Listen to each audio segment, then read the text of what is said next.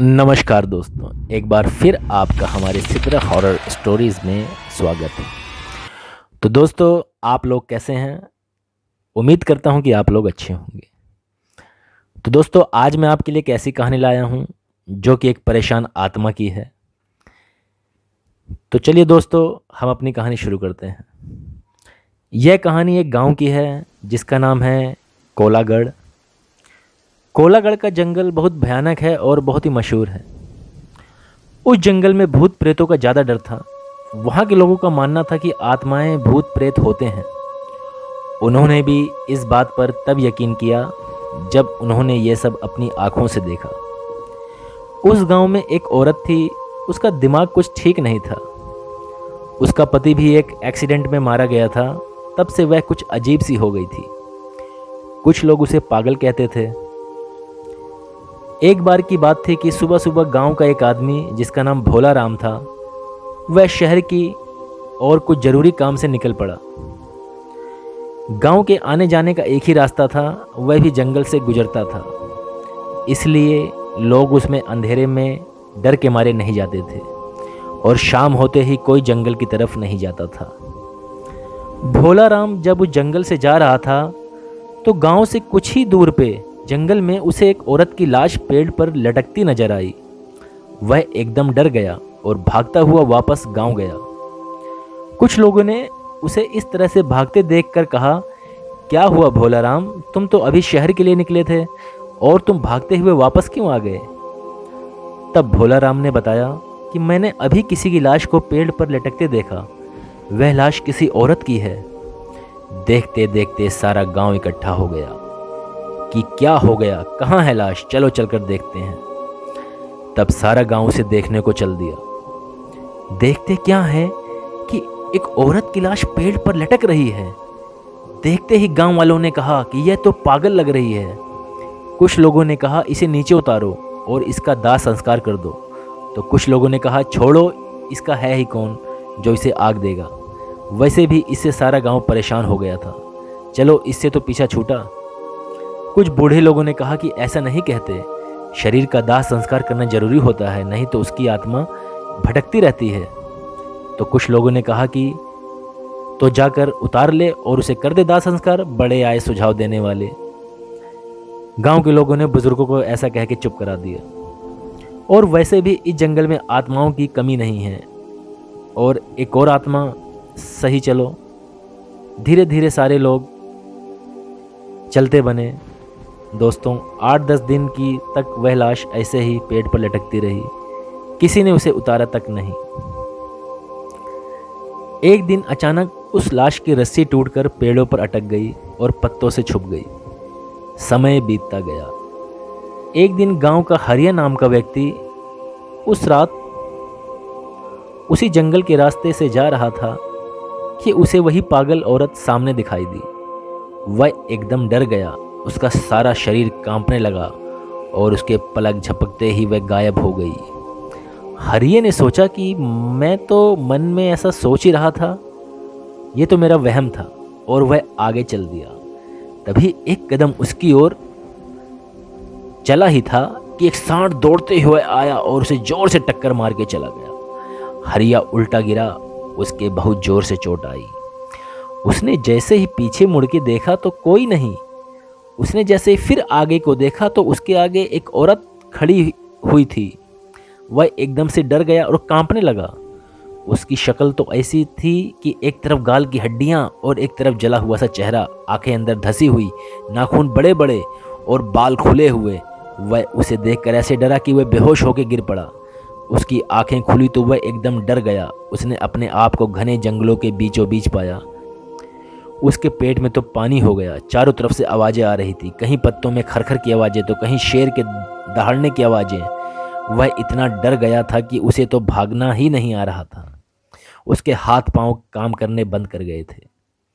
वह वहाँ से धीरे धीरे रेंगता हुआ और डरता हुआ जंगल में भटक रहा था। और भटकते भटकते वह जंगल से बाहर आया। उसे जंगल से निकलते निकलते अंधेरा हो गया था। वो अब और डर रहा था कि पहले तो एक भूत था, पर अब न जाने कितनों से पाला करना पड़ेगा। पता नहीं आज मैं जिंदा बचूंगा या नहीं। उसके मन में अजीब अजीब से ख्याल आ रहे थे। वह भागता ही चला जा रहा था। भागते भागते वो जाने कैसे उस जंगल से बाहर निकल के आया। उसे इस हालत में देख कुछ लोगों ने उससे पूछा कि इतनी रात को कहाँ से आ रहे हो, तुम्हें डर नहीं लगता क्या? उसने कुछ भी जवाब नहीं दिया और वो डर के मारे कांप रहा था। उसे विश्वास नहीं हो रहा था कि मैं गांव में जिंदा आ गया हूँ। उसकी हालत देखकर लोग कह रहे थे कि इस हरिया को क्या हो गया है। वह घर पहुंचा और जाकर रजाई ओढ़कर सो गया। उसकी औरत ने उसे खाना खाने के लिए कहा, पर उसने कुछ जवाब नहीं दिया। उसने रात को एक सपना देखा और उस सपने में उसी परेशान आत्मा को देखा। वह उससे रो रो कर कह रही थी, मुझे बचा लो, मुझे इस नरक से बचा लो, ये लोग मुझे मार डालेंगे। ऐसा सपना देखकर वह उठ खड़ा हुआ। उसके पसीना निकल आया था और वह सोच रहा था कि यह सब मेरे साथ क्यों हो रहा है। सुबह हो गई लेकिन हरिया नहीं जगा। तब उसकी पत्नी ने उसे जगाने को हाथ लगाया तो उसके चेहरे में उसी का चेहरा दिखा। वह चिल्ला पड़ा। तब उसकी पत्नी ने कहा कि क्या हुआ, तुम शाम से कुछ अजीब सी हरकतें कर रहे हो और काफ़ी डरे हुए भी लग रहे हो। ना तुमने शाम को खाना खाया, ना तुमने किसी से कुछ बात करी और चुपचाप रजाई ओढ़ के सो गए। तुम्हें आखिर हुआ क्या है, मुझे बताओ, मैं तुम्हारी बीवी हूँ। तब उसने सारी बात बताई। तब वह जाकर समझी कि आप तभी परेशान हो। धीरे धीरे यह बात सारी गांव में फैल गई कि वह पागल औरत का भूत जंगल में आ गया है।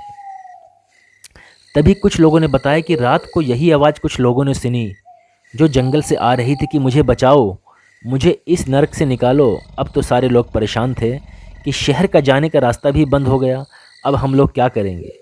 तब कुछ लोगों ने कहा कि हम लोगों को किसी महान व्यक्ति को ढूंढना पड़ेगा और उसकी सलाह लेनी होगी कि ये सब माजरा क्या है।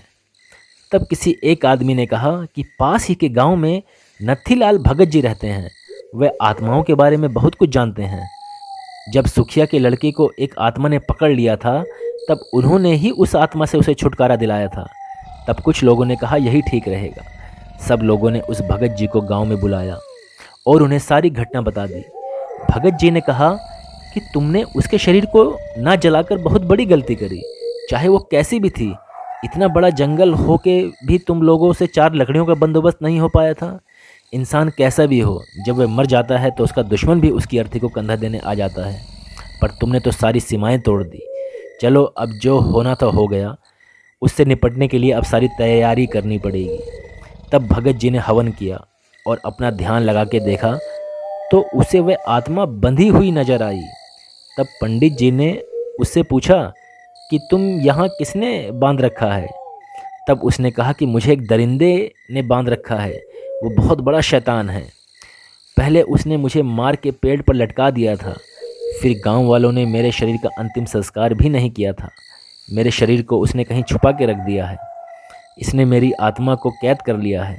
जब तक मुझे मुक्ति नहीं मिलेगी इससे, जब तक मेरे शरीर का अंतिम संस्कार नहीं हो जाता, मैं यहीं ऐसे ही भटकती रहूँगी और ये मुझे परेशान करता रहेगा। मैंने हरिया को भी यह बात बतानी चाहिए जब तक मैं उसे कुछ बताती, पर इससे पहले उस वहशी दरिंदे ने उसे चोट पहुंचा दी और वो बेहोश हो गया।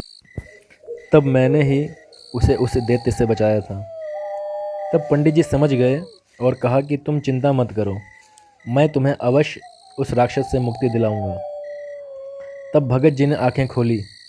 तब उन्होंने कहा चलो मुझे उस पेड़ के पास ले चलो जहाँ वह मरी थी। पंडित जी ने कहा कि जिस तरीके से अंतिम संस्कार करते हैं वह सारा सामान लेकर आओ। तब गांव वाले सारा सामान लेकर चल दिए। पंडित जी आगे आगे और गांव वाले पीछे पीछे।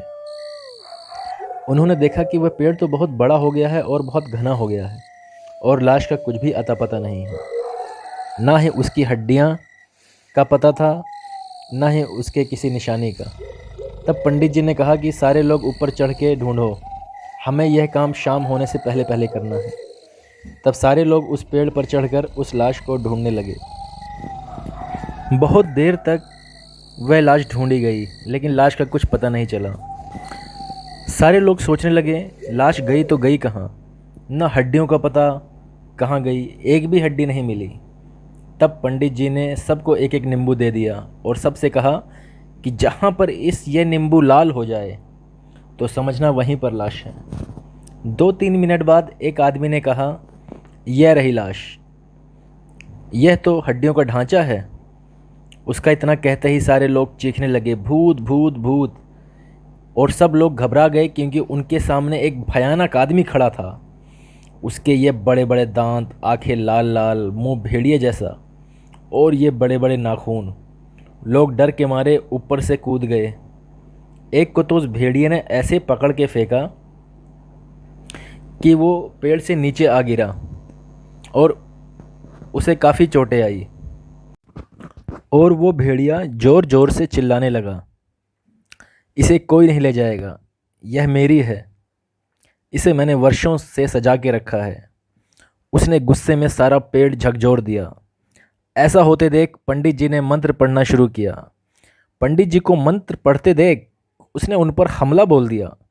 पंडित जी को उठाकर दूर फेंक दिया, पर पंडित जी के मंत्र बंद नहीं हुए। उन्होंने जो मंत्र पढ़ पढ़ के उसके ऊपर मिट्टी फेंकी, उसके शरीर पर जहाँ जहाँ मिट्टी पड़ी उसका शरीर वहीं से गलता जा रहा था। उसका एक हाथ टूटकर गिरा। वह पंडित जी के ऊपर ऐसा झपटा, पंडित जी उस जगह से हट गए और वह नीचे जा गिरा। पंडित जी ने फिर मंत्र पढ़ के उसके शरीर पर मारा, वह वहीं ढेर हो गया। उसकी आत्मा निकल के एक गांव वाले के अंदर घुस गई। उसने गांव वालों को ही मारना शुरू कर दिया। उसने तो एक का सिर फाड़ दिया और एक का हाथ चबा गया। इतना खतरनाक होता जा रहा था। उधर शाम होती जा रही थी।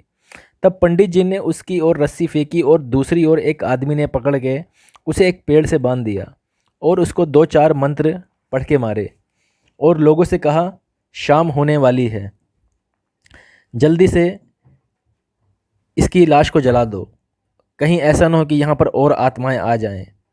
इसके शव को नीचे उतारो और उसका अंतिम संस्कार कर दो। तब कुछ लोगों ने उसे उठाकर लकड़ियों पर लिटाकर आग लगा दी और उस औरत का शरीर जल गया। और वह पेड़ से बंधा हुआ चिल्लाए जा रहा था, मत जलाओ उसे, मत जलाओ, वह मेरी है। और देखते देखते उस औरत की हड्डियां राख में परिवर्तित हो गई। उनमें से एक ज्वाला उठती हुई बाहर आई और पंडित जी को नमस्कार किया और कहा कि पंडित जी, मैं आपकी हमेशा आभारी रहूँगी, आपने मुझे इस दैत्य राक्षस से मुक्ति दिला दी। और अगर आपको इस दैत्य राक्षस को मारना है तो उसके पहले वाले शरीर को जला दो, तब वह खुद उसके शरीर से निकल जाएगा। ऐसा कहते हुए वह आग का गोला बनकर आकाश की ओर चली गई। तब पंडित जी ने देर न करते हुए उसके शरीर को भी जला दिया। तब वह फिर चिल्लाया, मुझे मत जलाओ, मुझे मत जलाओ, और पंडित जी के सामने गिड़गिड़ाने लगा जब तक आग उसके पूरे शरीर को जला चुकी थी। और उसकी आत्मा उस गांव वाले के शरीर से निकलकर आकाश में चली गई। तब उस आदमी को रस्सी से छोड़ दिया गया। तब उसका शरीर होश में आया। तब सब लोग उसे गांव लेकर आए। तब सब ने भगत जी को राम राम कहा और भगत जी अपने गांव चले गए। और इस तरह से गांव वालों के ऊपर आया हुआ संकट टल गया और गांव के लोग जंगल के रास्ते से आने जाने लगे। तो दोस्तों, ये थी हमारी आज की कहानी और हमें पूरी उम्मीद है कि ये कहानी आपको बहुत अच्छी लगी होगी। तो दोस्तों, हमारे इसी तरह की रोचक और डरावनी कहानियाँ सुनने के लिए हमारे चैनल सिद्रा हॉरर स्टोरीज़ को लाइक एंड सब्सक्राइब कर दीजिए। धन्यवाद।